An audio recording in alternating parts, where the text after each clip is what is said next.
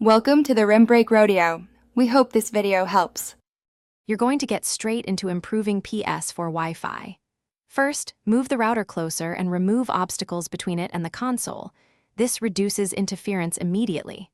Once done, verify your Ps4 model supports 5 GHz and select that band for lower congestion.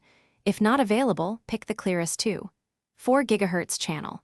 Finally, pause VPNs, downloads, streaming, and co-S rules while you test. This isolates variables so you can measure real improvements fast. Now you'll lock in settings that stabilize performance.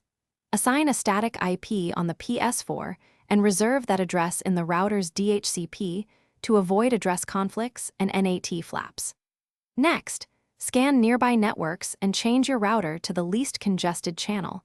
Use lower 5 GHz ranges for range or higher ranges for faster speeds depending on interference. Make sure security is WPA2 AES and that router firmware is current. These reduce packet loss and compatibility issues, giving you steadier ping. Finish by validating changes with the Ps4 connection test. Look for lower ping and higher stable download/upload numbers. If wireless still fluctuates, plug an Ethernet or a powerline adapter for consistent latency during gaming sessions. This is often the fastest fix.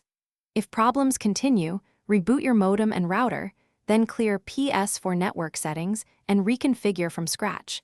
Make sure ISP outages aren't the cause. One key troubleshooting tip: try a different SSID or a guest. Thanks for watching. Consider subscribing if we helped you.